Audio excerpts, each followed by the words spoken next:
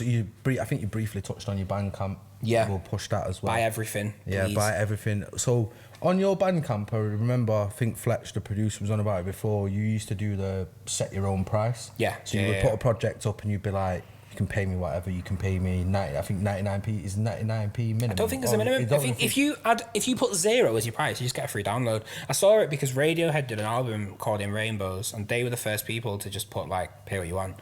And some people paid a penny, some people paid £1, but the album still went #1 in the charts because no one had seen anything like it.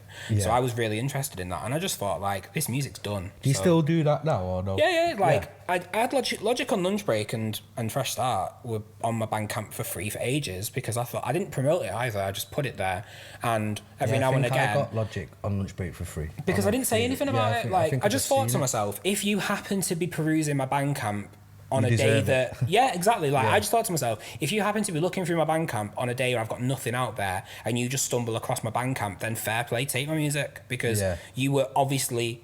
You came there for a reason, do you know what I mean? Somewhat intrigued. Somehow you've like, whether the algorithms have just worked in my favour or you were like, oh, Blizzard was doing A, B and C back in the day, I wonder what he's up to. Yeah, take my album, mate. Like, I make barely any money off Spotify anyway, so, you know, if I make a new fan, then great. You know, that person might buy my music in the future, it all makes sense. So, yeah, I love Bandcamp, I think it's great. And they were What's on there now? So we've got Logic I know what you was just going to say, the Bandcamp Friday. Yeah. So what's that then? Yeah, for anyone who don't know. I don't know if it's still going anymore. It might be every other Friday now, but during the pandemic, like 2021, every last or first Friday of the month, all of the revenue was being waived for Bandcamp's cut, so you would get 100%. Yeah, so the way it works, they take a fee or a percentage. Usually they take... I think they might take 15% and then you pay on top with a PayPal fee. But on Bandcamp Friday, which is like 8 a.m. our time to 8 a.m. the following day, because it's like Pacific time, you wouldn't pay a cent. You'd only pay the PayPal fee, which is like 0.15%. So if 100 people bought my music, I'm getting pretty much the entire amount. So it's great, and a lot of people were using that to their advantage. So like, I put Logic on Lunch Break out on Bandcamp Friday, and that was great. I paid my bills that month off just Bandcamp, which was like, thank you. Yeah, that's what we need more of. That's what we need more of, yeah. Go and hit up his Bandcamp. Bandcamp's great though as well, because you actually get to download the full quality file, because you can only upload in WAV, FLAC, so you can only upload the real quality. He's talking Spanish again. Yeah, trust me. But yeah, if you're a proper audio file like I am, like I like having like the 320 as they call it, like the 320 kilobits per second. This fly is killing me off. Oh no. You can get the perfect quality, and you can download the WAV where it's all like there's no headroom consolidation or anything like that. So yeah, if you like your music, get it on Bandcamp, because Spotify and that, they compress your stuff to make everything. I don't know if you know this. Like Spotify has a loudness, like a LUFS, that you have to abide by, otherwise your music can get under or over compressed, because everything has to be at like a perceived loudness because otherwise you put on me and then you put Slipknot on, your head just blows off. So everything's got to be like within a certain range. Bandcamp doesn't have any of that. You get it the way it was intended. Yeah, so you can have the final say on that, rather than Spotify going, oh, you give us this. Yeah, you know we're going to lower it 2 dB. Like, you're not going to get that with Bandcamp, so... Yeah. So, yeah, obviously we had Logic on Lunch Break, and then you've done singles on the Bandcamp as well. So that was off Logic on Lunch Break, so like Smoking Band, Letter, and then I dropped a couple other things, like It's Okay to Talk came out around the same time as Letter, and it was for Mental Health Awareness Week. Yeah. So then the album came out. This is what I'm saying, man. He's always advocating for it and stuff. Best. So, yeah. And then Fresh Start came out, and that was just an EP, all produced by me. That was a lot more like, it was more like the B-sides of Logic, because some of the music didn't make sense in the final cut. Like, I was listening to the music and I just thought, yeah, this works, but it's just like putting stuff in there for the sake of it. It's not really doing anything but making the album longer. Yeah. So I had about 5 or 6 tracks where they just like went on to another project. It's just called Fresh Start, because I just thought, Logic's over now. That era of my life is done. That music's now public domain. I don't own it anymore. Because when I put a song out, I don't own it anymore. Like, I own it for the time it's still on my computer and no one's heard it. When when Friday comes and the album's out or whatever, the music isn't mine anymore. I feel like it becomes the public's property. Because when you listen to a song, usually you try and perceive what's going on, and you try and understand the artist, the creative's headspace. And I think the moment that happens, the music doesn't have its same purpose that it did. Because it goes from being an internal piece of work to then this music's everyone's, and now it's your go. You know what I mean? So it's one of them as well. Once it's out, what can you do? Yeah, nothing you can do. You could take someone it down. can't tell me to change the volume of something. I'll say, I think your snare was a bit loud. It's like, oh, tough. Yeah, like, or you should have told me that when I sent it you. What you were saying about it being a Publix, I agree with that to some extent, because you put an album out, if I download it, 3 weeks later you think, fuck that, delete it. Yeah. I've got it. Exactly. So it's technically mine now. Yeah, it's everyone's. Yeah, that's what I'm saying. Like, I have it, you might not have it, you might think it's gone, but there's someone somewhere bumping it on a dodgy media player rather than a streamer, or playing it through the file on the phone or the laptop. Do you know what I'm saying? It becomes a statement for everyone and how they interpret it. And I think this is why I get very offended when I don't get the support that I feel I'm deserved. And this is a very, like, I'm not very arrogant usually, but I feel like where I am at the moment musically, like, I feel like I am putting out very, very high quality stuff. Yeah. So on Cammy Rhythm, I spoke about how I didn't feel like I was getting respect from the Manchester scene. Yeah, it caused a bit of controversy, yeah. And if I can say it this way, I don't think that it's a problem where anyone could have done anything different. It's just the way I perceived it in that time. Yeah. When I lived in London, maybe it's because I was like fresh meat in it, and like people wanted to link up with me because I was doing something, and it's like I'm a new style, I'm a different voice in it. Like, you know, new I'm not flavor, coming from innit? Yeah, exactly. I'm not coming from the estates. I'm not coming from, you know, Deja and fucking Rinse and all that. Like, I'm a kid who's moved down from Didsbury to London. I'm making music and I produce my own stuff. But maybe you don't know what you've got until it's gone. Like, I didn't feel like when I was living in London, the Manneh lot had my back, and I didn't feel like I was getting the support that I used to get. Do you think though, bro, like, as an outsider, do you think when you was in London you was supporting the Manneh man? I think, well... Do you think... I'm just playing devil's advocate here, innit? You know what? It's tricky, innit? Because I didn't feel like anyone was screaming anyone's name, really. Like, in Manchester. I think Shifty's Crash changed a lot of shit. Yeah. A lot of stuff. And, like, Mayhem were tight, innit? And there was little moments as well where there was, like, Team Manneh, and there was, like, you know, Hit 'em Up, and... whatever was going on in the scene sort of dissipated quite quickly when Shifty's Crash happened. Yeah. And a lot of people still to this day, when I speak to them about Manchester music and stuff, they say the scene hasn't been the same since Shifty's Crash. And it's coming back now, but there was a point where I was living in London and doing F64s and all that. Listen back, I was saying M20, I was saying Didsbury, I was saying Manchester, and I was living in a one-bed studio in Tower Hamlets. You know what I mean? I'm still talking about Manchester. So in my head, I'm thinking to myself, like, what more do I need to do? Do I need to do features with Manchester people all the time?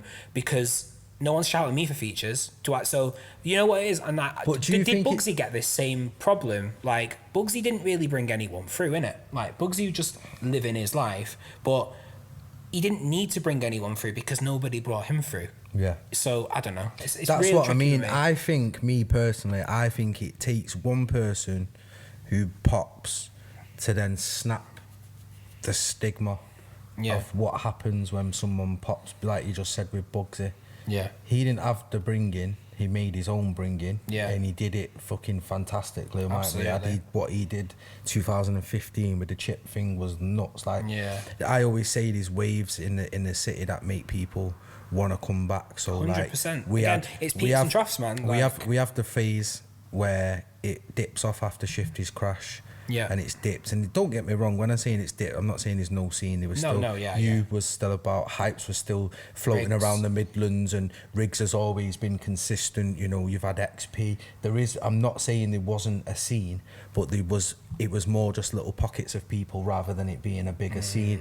Whereas like now, you get someone like Bugsy pops, and people see him down in London on Tottenham High Road sending for chip. On Grimy Limey.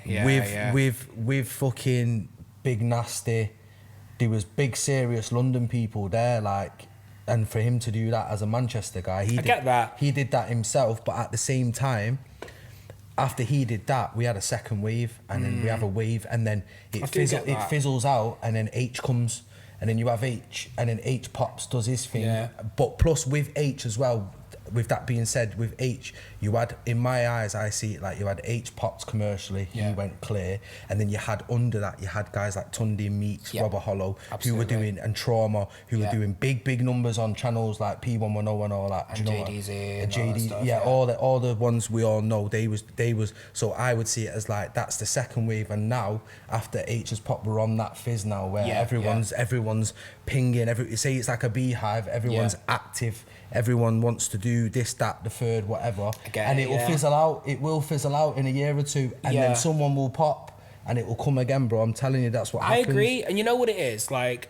going back to Camille, like, I don't hate anyone, and I enjoy a carefree life where I have no enemies, and people don't hold grudges against me, because, like, at the end of the day, like, I just want to create, I just want to be super creative, I just want to make music, I just want to have fun with it, and I'm not on all that beef stuff, really. I just felt like I was sharing loads of people's music and I wasn't getting it in return. I've spoken with Hypes about this in length since as well. But, you know, it's one of them things where, like, I'm not going to fucking slag off the scene that made me. I know where I came from. I know who brought me up. And I know who I'm thankful for being around. And I will always pay respect to the people that are coming up, you know what I mean? Like P1 and fucking, and Kaim and fucking, you know, like XP's out there now doing his thing, and like, there's so many people at the moment, Rags, fucking hell. Yeah. You know, we could be here forever talking about people who are worth a quid in Manchester music. And, you know, it's one of them, like, I'm not a hater. Like, I feel like I did come across as a hater, but this is probably the price I pay for having a studio in my flat and thinking something and 20 minutes later being able to say it's done. You know what I mean? Maybe I could have had hindsight and went back to the days where I actually needed to get a fucking bus to a studio because I probably would have gone, yeah, it's probably ain't the right thing to do. But that's life, innit? Like, you learn from your mistakes. Like, I'm not perfect, and sometimes... I like, though, how you and that happened, and then you and Hype's obviously known each other a very long time. Me and Hype's are very similar people. You just had a conversation about it. Me and Hype's are very similar people. What I'm saying? We both, like, he's told me about his, like, his neurodiversity, and I've told him about where I'm at with mine. Not going into too much detail because it's no one's business unless they need to know. Yeah, of course. But, like, we've spoken about stuff in length, and we're very similar people. We always have been. He's a little older than me, but he helped me a lot when I was younger. And now, as I've got older, like, I'm like 29 next year, you know what I'm saying? So, like, I'm not young anymore. I can't use the I'm young and naive card anymore. We are now both at the same level, age-wise. So he went from, like, looking over me like a young kid, doing his thing, making sure I'm making the right turn. Because, like, Shifty was out of the scene for a while, innit? So I was looking to Hypes and Riggs for guidance and stuff, you know what I mean? And like, I was looking at fucking people in London that I was working around as well. So, yeah, I'm grateful for everyone that's been a part of my journey, and I'm not a hater. I don't want anyone to fail. Do you think it's going to take someone, though, just to be the bigger man? Because in my opinion, I think it just takes someone to be the bigger man to say, you know what, fuck this, fuck that. There's a lot of egos. Let's just work together. Like, we don't need to... Bowser's doing it at the moment, though. Yo, shout out Bowser, man. Shout out Bowser, man. Because legend. He's doing his thing on the spaces. # Manchester Music, all that. Is a real G out here. He's really pushing it. But yeah, I personally think people like me and Bowser can be like... It's weird one because Bowser is an artist as well, and he's a fucking good one at that. Do you know what I mean? So it's a bit...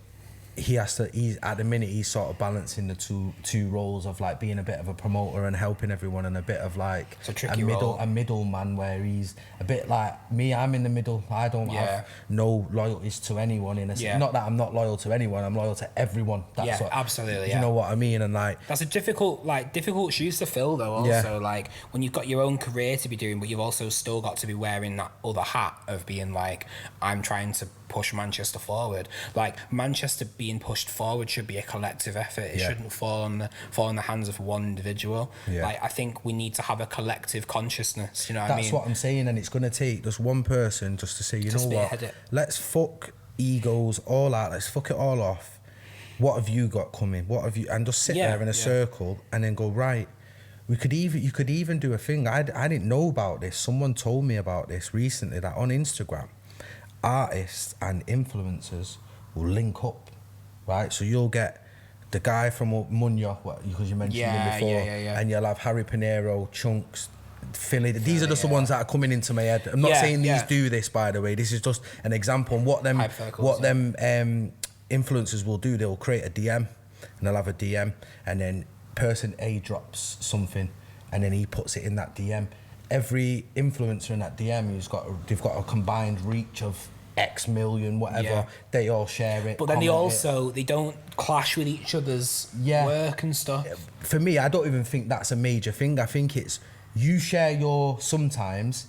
It needs to be shared by everybody. No excuses, and then same P1 drops Vandal Grease, bang, everybody pushes that. Caesar drops Equivalent Exchange, and I just feel like once we get, until Manchester gets to that, it needs to run like clockwork. We will never be up there with the London in terms of reach and 100%. Audience and all that. We probably never will be up there with London just because they are the capital city. And one thing you forget with London as well is east, north, south and west, they act like 4 different cities. But then they've also got the collective, we are inside the M25, we are London, we have an 020 number, we have, we're inside the London circle. So they almost have 2 waves in it. So you see Cadell will post Rival, Cadell will post Chronic and all these people who are in East. But then when Novelist drops a project, everyone wants Novelist to go number 1. When Gigs drops a project, Gigs might have featured A, B and C, these people on this project, and then A, B and C's group of people will then do that and post that everywhere. So Manchester, at one point, I remember there was a very clear north-south Manchester divide, innit? I grew up in South Manchester, so I was around, Witherton, Cholton, Old Trafford, Stretford, where most of the MCs of that era were. But then, when I moved to London, it was North Manchester for a while. You had Bugsy, you had Fumes, you had Sween. You know what I mean? YJ. Yeah, exactly. So this is the thing now. If you look at how London has north, east, south, and west, Manchester could definitely have a north and south thing. Not we're beefing each other, but I'm saying because I live in Bury now, but I just don't really feel like I fit in the north or south bracket anyway. I don't really feel like I fit in grime so much either, because when you hear the album, I'm on 140, but I don't make grime that sounds like other people's grime. Sounds really arrogant, but just saying it how it is. But yeah, I do feel like the scene does need some sort of resurgence. I'm not sure where that's going to come from. Do we need a channel like One Way again? That's what I'm trying to do. Do we need more freestyles again? Exactly. I'm telling everyone, Caesar actually said it. He's going to give us a music video. Because for me, I'm trying to build a channel. The podcast is not going to take the channel to heights of an SBTV or even a One Way back in the day, or what was the North channel called? M45. Or them, you know what I'm saying? Even at that level, they was doing bits. But they were doing numbers as well. But the thing is, for us, we can't just have just the podcast. We need to. I want to do it all. So someone could come on. For me, from my perspective, someone comes onto Treehouse. They see Blizzard's dropped a new single. We've shared it on Insta. We've said the video's out on our YouTube. They click the link. They go and watch the new Blizzard video. Then it links back to that's on Treehouse. Then we're on the side there, Blizzard podcast. Watch that. Yeah. You click that. You watch that. That suggests the Arcade podcast. Yeah, keeps you in the ecosystem, innit? Keeps everything sort of together, and you're not having to push it as much because you're making the algorithm work for you in a sense. I agree. It's we've got Jake Polar coming on, who's an artist from Manchester. He's dropped a music video with us previously. He's coming on the podcast, and then he's going to have another music video. So his podcast is going to drop, then a music video. So he'll have a music video. Our podcast, sandwiched in between 2 music videos on the channel. Plus, then when we bring back freestyle content and that type of thing, I want it all to be there. So music videos, if you're watching this, even if I've had the artists that we've had on, they're not the biggest artists, but the Manchester artists, and that's the most important that's all that's thing. Important. And my idea is to build a platform so you're not having to pay £300, £400, £500 for an upload for it to be lost. For it to be, you know what I'm saying. I'm not arsed, I'll say it with chest. These channels, they mug man off. I do artwork, and I've had people, bro, I need it for Friday, blah, blah, tunes coming out Friday, videos going on Link Up, get to Thursday, you know what, bro, they've pushed it back because why? Because Fredo's dropped, or because, for me, if it's a monopoly, and I don't want to run it like a business. My thing is it's more grassroots and community. So you're here. You're not going to make music forever. Well, you probably will actually. You're a good example. But like Caesar said in his episode, he's not going to make music forever. He's going to transition and do whatever he's going to do. But in terms of making music, he's not always going to make music. So my thing is, why he's here, let's build this. Let's build a treehouse together. 100%. And then when you're gone and you're doing your studio and you've got youngers coming through, or you're signing artists if you've got a label, or you just got a studio and you're just working, you might just rent a studio and just run sessions. Like, people make businesses from that. So you could be doing that, but then you're like, right, well, I've got an artist here, he's got a tune, he's got a music video, he's got an album coming. What do I do? Oh, we built Treehouse 10 years ago. It might not even be me doing it then. Do you know what I'm saying? It's not about me. It's about the channel and having, like, we had One Way, bro. And they progressed into, one tape, and they're a record label. Absolutely. And they're sick, you get me? Big up them, man. They're like, 100%. For me, they're big influence. Shaz, man. Yeah, they're big. Shaz, bit like One Way TV, a big inspiration for me, like, for what I do. Do you know what I mean? I wouldn't say I've copied the blueprint, but I seen them and was like, yo, same way you hear someone when you're young and you're like, 100%. It's one of them, I want to do that. You pay homage, innit? Like, it's never 100%. A thing of and copying. I will always say, like, shout out them and shout out Mic Check, because we do similar things, but it's never a me versus you thing. It's a let's do it together. So they've progressed and done that. So One Way as a channel, they released a series a year or two ago. I can't remember what it was called, but Tyrese's was hard and a few other people had it. Like a freestyle thing. They did like another series. I can't remember what it's called. But like, and I seen that and I'm like, yo, they're coming back. That's sick. That's only a good thing for me. Like, And you're like a Manchester grime sponge anyway. You're just taking everything Manchester music. Exactly. And you always have been like that. Yeah. So I'm just like, boom, man. I see that and I'm like, right. Well, why can't I do that? Because I won't run it like a monopoly, because I know my intentions are pure with it. Do you know what I'm saying? The thing is, though, not saying that like GRM's intentions weren't of always course, pure. That's the way it's progressed. It's just almost like it gets everything sold to the highest bidder in the end, innit? Like, at the end of the day, like, if Fredo can put more money in than Blizzard from Manchester, then obviously GRM are going to see that as a worthwhile expenditure and a worthwhile sort of venture for them. Like, it's not a personal thing. At the end of the day, if you're not doing music at some point to jump out of being broke, then you're probably doing it wrong. Like, you do have to look at it from a business perspective a lot. Like, because at the end of the day, what the career that we seek to do, we have to put more money in first before we even see a penny of it. You know what I mean? Like, if I look back at like all my email receipts for like the equipment and stuff that I bought, it took me a year of pushing Logic on lunch break to break even on that, and I was selling the project for like £9. Like, took me a very long time to get to the amount of sales where that equipment was a worthwhile expenditure. But if you're looking at it from a bigger perspective, I'm seeing people spend £500 and getting music videos done, and then they've still got to go to Link Up and ask them to, and then he's still got to promote it. Then he's still got to do Google adverts. He's still got to do this, that, and the third. So like, if you're thinking about that, every song, some people are spending $1,000 before their song's even out. Like, it's mental, and they're the studio time as well. So if you're thinking about it, man, like, some people are spending a month's bills, a month's expenditure. Like, I can't justify it. Maybe that's why I've not done so well, because I don't feel like visually my music can compare, because I can't justify that money. Like, if I had a big cash injection and I had like a red camera and I had someone that can, be a whiz on Final Cut and After Effects and do all these Daily Duppy-esque animations and stuff, then I probably could go clear, because I know the lyrics are there. I know that musically I can stand with anyone because I'm good at what I do. Like, but I just can't justify spending that amount of money. Maybe that's me being tight. I don't know. Maybe it's because I've been broke and I've been fucking 15 grand in debt and living on 9 loans and paying back an overdraft with my wage every month. Like, maybe that's it. But I don't know, man. And this is why I'm on about building a platform, because some people, the trapper rappers, all this type of stuff, they can afford to do that and throw money at it. But the young lad who's trying to get out of the ends, or he's going youth club to record because he don't want to be on the roads or whatever, do you know what I mean? You get people give them like a chance, that. Innit? Why can't they have a music video done, or even if they pay for the music video, why have they then got to pay X amount for free post and everything? And I'm not slating GRM or anything like that. I just, personally, now I'm involved in this type of scene. You see how it can be done without there being a bill. Yeah, I think, and you know, they're doing it as a business and they're running a business, you know, they drop the I and the E.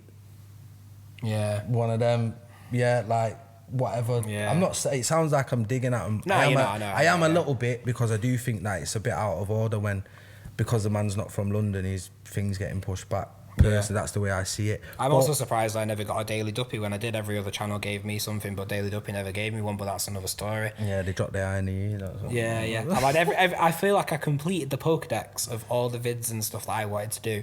Like, I did F64, I did Fire in the Booth, did Crib Sessions, I did, you know, all the other stuff. Yeah. But I didn't get Daily Duffy. Why did you do that in the Crib Session? Why'd you think? Why'd you think? Don't try and soundbite me, Walshy. You know what you're doing. I'm only kidding, bro. But yeah, I just think we've like tailed off a little bit here, but I just think that we can build a platform. We've got the talent. 100%. I'm trying to do the channel thing, so I expect a music video. I appreciate it. And come on, man. Yeah, do you know what I mean? Obviously, free uploads, we'll push it. It's not going to do the views that you're going to get on GRM, but I need people to see past that. It's not about your views. It's about building something for everyone. Yeah. Do you know what I'm saying? And a lot of the people who do music now, you know full well you will stop doing music one day, but you'll still be involved. Yeah. You'll be an A&R, you'll be a manager, you'll be an engineer, you'll have a studio. Be a mentor, A mentor. You could do youth work and come across a kid who's got bars. You know what I'm saying? Yeah. So it's needed. We don't have it anymore. The music's bigger than us. Yeah, at the end of the day. That's what I'm saying. People sometimes forget that. I think I forgot it for a while, because when I was making music, it was for me and it was for my own sort of gratification, but it's way bigger than me, because at the end of the day, like, this could actually help people. And, you know, like you're talking about the mental health thing before, I hope that people watching, if anyone is struggling, I hope what Blizzard and myself have said does help people, or there might be a load of shit that we spoke because we've been rambling for ages, but there might be one or two little gems that hopefully help someone, man. So well, Aaron's got the clip, he's the clip power in it, so you know, he'll find a way. Yeah, he'll definitely will. So just to sort of like touch up on the end before we go into like the fan questions, because we'll do them at the end.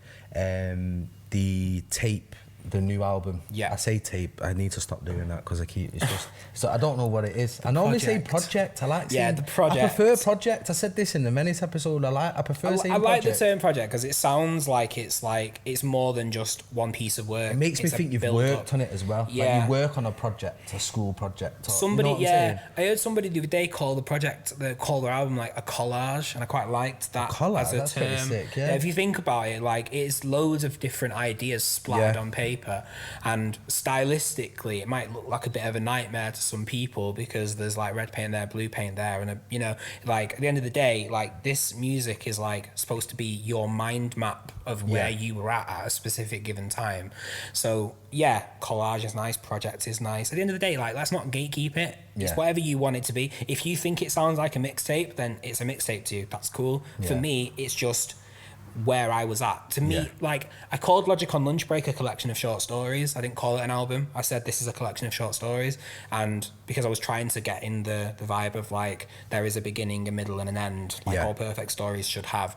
And this album to me is just a piece of time for me. Like, that's how I see it. It's like, one moment. Like, I don't know how I'm gonna stylistically put it together, but for me it's a piece of time. Like, and that's where I'm at with it. Yeah. So when can we expect the new tape? And have you got anything? End and obviously year, you've dropped sometimes. You say an end of the year. End of the year, man. Yeah. What? You know, no, that's long, bro. Yes, but you can't rush these things. Yeah, but I've got half the thing on my phone. Yes, I know, but it's not done yet. This guy's impatient, man. Yeah, I can't help it. I'm gonna look for your WhatsApp. I'm just gonna delete all the messages on your behalf. No, I've got them. You're ungrateful. I've got the hard drive somewhere. I'm not even telling you where it is, but I've got them, bro. You can't do that to me. Moving like Martin Shkreli, bro. What did you say before? You said you put it in a public domain. I told you I got that. You can delete what you want. I've got it. I look forward to you leaking all my tunes. Yeah, do you know one day, when I'm done with Treehouse, when I get to a certain age and hopefully I'm going to pass the reins on to someone else who's going to carry on doing it when I finish. But when I finish, I'm putting a zip file together with all the music. So you're fucked. Britters and Kane's fucked. Who else? OT Babyface fucked. I've got half of his music. Picasso's another one. I got loads of it. So I'm just name dropping now, but I don't really like to do that. But yeah, I'm gonna do like the you know the do you remember Wiley tweeted a while ago, what's your favourite Wiley? And people were saying the zip files Wiley. Esky Boy, and I said, yo, zip files or 1 to 20. Zip files or 1 to 20. Around that time, I think it was like 1 to 20 is 1 like to God tier, man. Yeah, oh, nuts. But anyway, before we go deep into the grime and all that. Yeah. So yeah, have you got any other singles lined up then, or are you just going to slew whoever takes Boris's place? Something like that. Nah, obviously, yeah, projects come in. I do want to release a couple singles. There's a track that my next single is crazy. By the way, all albums produced by me, mixed by me, mastered by me. I didn't ask that, to be fair, but I should have. I can't assume people know, like, because I did Logic myself and I did Fresh Start myself, and all the singles you've heard, bar Cammy, is me. Yeah, because I like it that way. It's obviously Blay. So yeah, I've got a few ideas. I'm going to be releasing some stuff under Brad Green, just like ambient and like instrumental stuff. Yeah, actually. So I had Colour Run, which was my old alias. Yeah. And then Colour Run didn't really fit right with me, so I'm going to release some stuff under Brad Green, which is going to be a lot more like weird alternative stuff. Yeah. So that's going to be fun. Also as well, this is for the Blizzard fans who like Stranger Things. What you been cooking up, you? Because I heard the madness on your story. That's the outro. I think you might even have sent me a clip of it. Yeah. But I seen it on your story. Starcourt Mall, innit? Yeah. Tell them what it is. I love I love 80s music anyway. I grew up on 80s music, and obviously Drive has an amazing soundtrack. And, is that the one where it's barely any talking? Yeah, it's Ryan Gosling. That's it. I couldn't think of his name. Yeah, sick film. And Carey Mulligan. It's great, and that sort of like brought synthwave into the forefront of people's consciousness. And then I listen to there's a guy called Comtrues, and there's some people out there like Boards of Canada, there's loads of weird artists out there that have brought synthwave back. Like Cass is Dead is doing it at the moment. Yeah. With his synthwave stuff like Pat Earrings and the track with LaRue. And then obviously Stranger Things has come about, and that's like bringing back the 80s synth. Yeah, it got Kate Bush in the charts. Yeah, Kate Bush number one. Has she never been in the charts before? Or she never had a number one? So there was Summit. So she had a number one with Wuthering Heights in the 70s, which was massive. But then I think Running Up That Hill, when it came out in whatever year, I think it was like 72, 73. Yeah. Please don't quote me on that. It was very long ago. It was like more than 30 years ago. When it came out, it didn't get to number one in the UK. Right, and then Stranger Things comes out, and there's the big scene with Sadie Sink. And no spoilers. But yeah, that song went to number one, which just goes to show Netflix is the one to get placements for. I knew there was something. You know where, speaking of that, JK had Toothache on Power. Did you see that? Yeah, that is mad. Nuts, that's mad. I haven't seen Power, but like that kind of placement is the one you want, innit? Yeah. Like fucking Knife Party, you know, Pendulum, do you remember Pendulum? I think so, yeah. The drum and bass band, innit? Basically, Rob Swire, the lead singer of Knife Party, had one of his tracks in Breaking Bad. The episode where Walt buys the cars for Walt and Walt Jr. in it, and it's yeah. Sick. Like, they're the kind of placements you want, man. Yeah. Like, that's where I want to go with my music. Like, I know I'm not going to MC forever. I know I'm not going to be a spitter forever. And what I want to do is I want to go into scoring. I want to go into... I think people will understand why that is. For anyone who don't know. What's scoring? Yeah. Putting the music together for TV shows, film, cinema. Because it semi went over my head games. What I played it cool. Yeah. So, like, when you watch, like, well, I think if you want to look at a really, really good score, and we're talking about music and like artists, you wanna go to Hans Zimmer, innit? You wanna go and look at the music he did for Lion King, Pirates of the Caribbean, Interstellar. I don't even know about that type of thing. But you've heard them all before. Like Hans Zimmer is probably like one of the best composers of all time, and he did like Inception. So you might have heard the song Time. It's used in every advert ever, and I want to do that kind of stuff. So I have music on my new project that's really orchestral themed. Under Brad Green, this one? No, this is Blizzard. This is Blizzard album. Sorry, So Demons Living Rent Free is like... My original idea, before Demons Living Rent Free became a thing, before its inception, excuse the pun, I had an idea of making an album that was just completely influenced by film scores and cinema or ambience. But then I realised that doing that too soon will alienate people that like grime music and hip hop that have been with me from the beginning. Yeah. So Demons Living Rent Free is sort of 50% grime and hip hop the way that people know me, which you've heard in like Sometimes and Elon. Yeah. But then the music you haven't heard yet is really orchestral driven, really different and really melodic. Yeah. And then my next project after that is probably going to be like Lil Sims level, like orchestral, really big and cinematic and loud and powerful.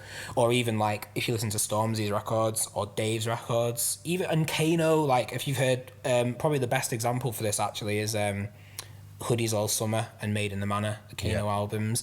They're really cinematic and really big and bold, and I want my music to be that because I feel like I can only do so much with programmed drums and synthesizers. Like I want to work with strings and I want to work with brass and I want to be able to conduct and, you know, really get extremely encapsulated by working in big live rooms because that's where I see myself in the future. So yeah. If I had to put something on after you put down the mic, so to speak, I would say that you would do something either production based or you've just said it, so that's what I probably would end up doing. Definitely.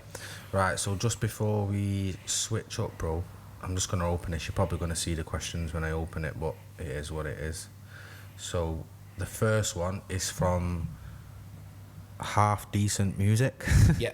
Do you know? I know it. I've done work with him before. Right, yeah. Okay, so and the reason, go on. Yeah. So he said, obviously, the question will be overlaid on the screen now, but it says, "What is your favourite collab you've ever done?" And the reason he's asking that is because I've collabed with him twice, and he's being a dickhead. Is he fishing? Yeah, is he fishing? Right. Okay. I thought that was a genuine one. My favourite one is Britters and Kane when I did 016. Shout out Britters, and that is a tune as well. Just the way it just so organically came to light. Like I felt like at that time I needed someone who could give me a different perspective, because me and Britters and Kane, even though we're really cool now, we lived about 10 years of our lives where we really didn't cross paths. This is what people like. You think from the music that we're dead close, innit? Like and we are cool now, but we weren't ever really close. Like I knew him through like Twitter as Bigfoot and stuff like that. But I knew that he would have a much different experience to what Manchester was growing up to what I had, because I was around grime MCs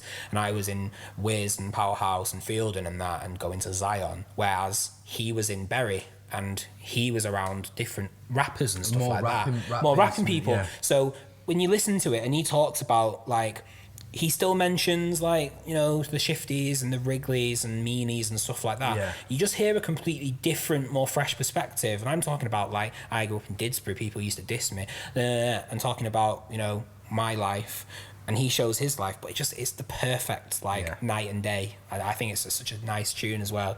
And it introduces me well as where I came from, you know what I mean? Yeah, I really, really fuck with that track, just the way it's like, and you hot a couple man up, like you even hot up Britters and Kane, like I remember when Britters and Kane was Bigfoot. When Britters and Kane was Bigfoot, and we had Britters and Kane says Chris Evans was Youngster, I think Robert Hollow was Mattis, Zero T was him in 240, Zombie Shaq was the attic. You get me, we're gonna set us off cold, here, but big tune. So that's your favourite collab ever? Yeah, I'd say so, definitely. Big tune. This next one is from Anthony Maxelli.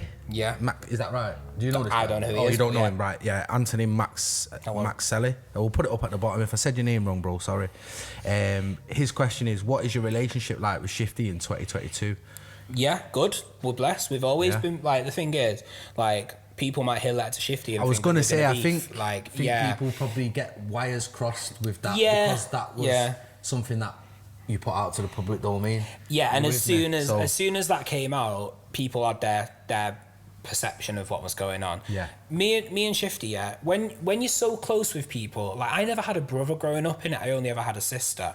But like from people I know that have older brothers, there's always a bit of a beef with each other anyway, and you're always like, I'll knock you out, or shut up you dickhead, that kind of stuff. Me and Shifty were always going toe to toe. And also I was always trying to be a better MC than him, and I was always trying to... Yeah, good luck. Good fucking luck. Yeah. But I was always, as well, trying to get out of his light, because I was always Shifty's cousin. I was always the little kid that hung around with Mayhem, and Shifty brought me through. Shifty wrote a bit like we said with the Mark Grist thing. Like sometimes it's a bit hard to get away from a viral moment or a name, or you know what I'm saying. My whole life, I've tried to get out of a pigeonhole, whether it be Shifty or whether it be Don't Flop. So when I was around Shifty, it was he's your cousin, He writes your bars. You which he Blizzard, didn't, by the way. Which he didn't. Yeah. But like, yeah, we've never had a problem that lasted longer than a couple of days. And that's just like brothers. And that's just what brothers do, innit? Because Yeah. I've said this in previous podcasts and stuff. Like, Shifty's my brother. He's not my cousin. Technically, we're cousins, but realistically, we're brothers, innit? Yeah. And we'll always have those little beefs with each other, and we'll always wind each other up. We'll always moan, and we'll always have each other's back, though, because that's what families do. And we're blessed than ever. I feel like now I'm in a better place mentally as well. That's helped me open up myself, to the way, you know, I interact with people anyway. Like, so whether it be family or not family. Yeah, so that's obviously helped the relationship anyway, which was already great anyway. Like, I knew this anyway, but it's good to put it on. I was gonna say paper. Yeah, put it out there. Put it out there on screen. Yeah. And this one is actually my favourite question that we've had through all three of the Caesar Hypes and Blizzard episode. This is Max Gavin's music, sorry. So he used to be called Seuss. He was the first person I ever battled on Don't Flop. He was my debut. Right, okay. We've stayed cool since. His question is, as you can see on the bottom, it just says, as a guy who can do so much, and then he's put in brackets, rap, sing, play piano, produce, etc., what does he generally enjoy the most? So out of them things, and plus there's probably a couple of things there, like writing, whatever, that type of thing. Being a legend. Yeah. What else? There's the Brad Green stuff. So what for you? And I suppose I think personally the answer will probably be whatever mood you're in. Yeah, it's a tricky one. And a good question, by the way. Yeah, it's a mint question. So what do you generally enjoy the most? Shout out Max Gavins. Thanks, Max. Love producing, because with me, I produce first, then I write, then I record. So me producing always has a bit of a close place in my heart, because this is the way that I create the flame to make a song complete. That's the rolling the lighter, the flint. Yeah, the exactly. Spark, the spark. And sometimes inspiration can come from really abstract and strange places. But I always start the same way. I always start with, like, I'll load up Logic, get a little piano going, and then play loads of different layers, and then I'll change the instruments out. So I'll start from piano, and then I might be like, all right, I'm going to try that as a pad instead, or try that as a guitar, and then I'll put drums in. So I'd probably say, with that in mind, playing piano is where everything starts for me, because when I made It's Okay to Talk, for example, just as, you know, put a track out there, I remember having these really nice chords, and then I just started, like, sort of like scatting over the top of it, like, making melodies up, and then I just had the idea there. It's like, has to be mental health. Has to be about mental health. So then I started recording it, and then did everything that way. So playing piano and producing, to me, are the most important parts. If I couldn't play piano, I feel like I probably could still produce, but everything would just take so much longer. If you was to see me in studio, everything's very groove based for me. Like, I just lick and just play different ideas, and just, like, play with different keys, just do whatever I think is right, and then if there's a note that's wrong, just like a mad scientist, bro. It is, but that's what it is, though. That's what it is. It's like, I can't remember, I think it was Questlove on an interview a couple of years ago. He was on Rebel Music Academy talking about Dilla, talking about the way he samples on the MPC, and he was saying what Dilla was doing, rest in peace, one of my biggest influences, what Dilla was doing was he was solving a 1,000 piece puzzle in record time. So for me, what my head is doing is, I have a chord and I need to go to this chord, but doing it in this way is the obvious route. So what I need to do is I need to find a route that is not as direct, but is sort of like hinting at the idea. So it's like not pushing you straight into sort F of like going C. round and then finally getting there. Yeah, so like I could do the typical 2-5-1, I could do from C to A to whatever, but for me, it's all about finding routes that don't feel as obvious. So and the funny thing is, though, like, I've listened back to loads of my project, and accidentally, a lot of it's in the same key. A lot of it is in the same melodic structure. It's all a subconscious thing.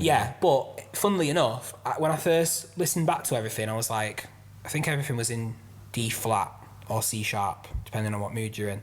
But everything was in C sharp, and then I think the reason for that is because I like those notes, like the way, like if you look at any scale, you've got 7 notes in each scale in it. This is going very music theory. I apologise. But for some reason, my face go blank. Just listen to it. Yeah, just like blurring out while he just like zones. But yeah, see, like this key for me, just for some reason, it's got the perfect amount of sadness and the perfect amount of happiness, depending on if you play major or minor.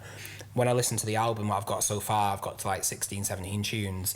At least 60-70% of those tracks were in the same key. But then as a result of that, I think the album feels a lot more coherent. It feels like the album was made at the exact same time.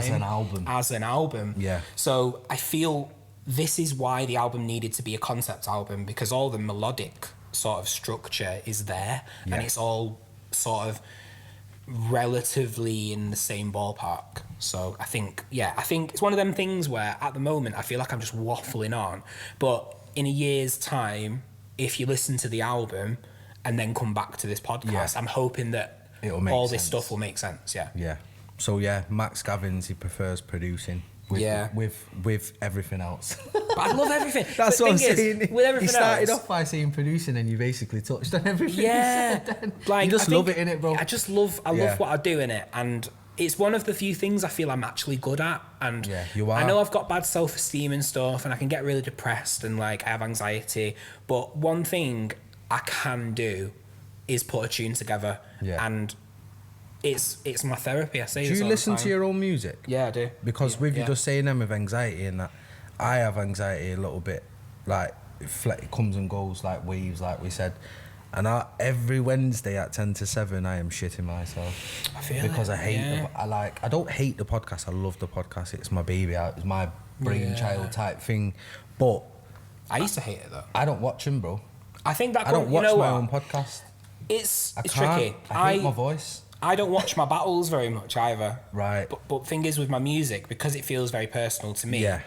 Even though, I was talking before about how like the music isn't as much mine, it's in the public domain now, I still can draw back to those moments in the same way that like reading a diary is quite a nice thing to do. It's if like you keep a diary, or even not everyone keeps diaries. If you've ever just like gone through your notes on your phone when you've just been like writing stuff down, or your pictures. Yeah. So that's what music does for me. So I will sometimes go and do the weekly shop in M&S, and I'll just think, I'll just go and listen to me. M&S? Not all the time. It's my closest shop from them ones. So he's bougie, mate. He goes M&S. Yeah. I'm an Aldi kid, me. See, I like Aldi, but my one, so where I live in Bury, I live in town centre. See how he's justifying it as well, I got him with the M&S. I'm not like Waitrose living, am I? Like, come on, I'm not shopping on Ocado. More time, I do an Asda shop and it gets delivered to my door because I'm a lazy cunt, so excuse my language. But like, M&S is like literally 3 doors down, and I'm lazy and I'm big, so the less exercise I can do. Short man. I can't lie, when I moved into my new house in November. Yeah. Was it October? Start of October.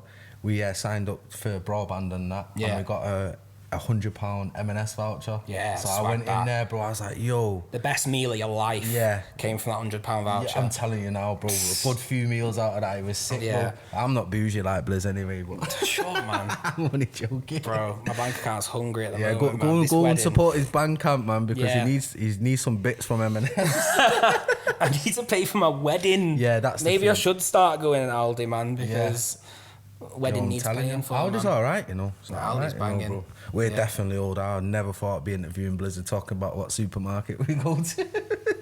Terrible. But that's it from us. Shout out Max Gavins, man, because that was a good question. That I like that. I might even use that going forward and just work for everyone. Yeah. It's in the public domain now. But it's not his question anymore. Yeah, I was going to say it's not your question anymore, Max. Sorry, mate. But thanks for everyone who's tuned in. I just want to give a quick shout out to Buzzin Sounds, because I forgot in the last episode. These are our podcast. Podcast partners is the phrase we use, innit? Podcast partners. So digging a hole there. Yeah, I am, innit? But they produce, engineer, all that. So if it weren't for these, man, the podcast would still be shit like it was in season 1. So when I was doing it. So shout out to them. Shout out to Brewtang for housing us, as I've said every episode. Big up Brewtang. Yeah, shout out Brewtang. And also shout out to Frequency. This is their new basketball jersey. I think this will be out now, innit? Yeah, so when you're watching this will be out. I'll put the link below. There's a black one as well. The black one's hard, but it was a bit tight on my belly, so I had to wear the white. When he brought a large and an XL in it, so them ones, you know, them ones in it. You know, I've got a dad bod on that now, but yeah, shout out to Frequency. They also got the little Brutang logo on there. That's fire. It is absolutely fire, you know. I just maybe not number 0. I would have 11. That's my only preference. But shout out Frequency and big love to Blizz. Appreciate you, man. Through. Thanks for having me. It's been long overdue, and I've really enjoyed it. So yeah, all the links for everything below. Like, share, comment, subscribe. Tell your granddad's best mate we're active, and we'll see you next week. See you later. Peace. Boom.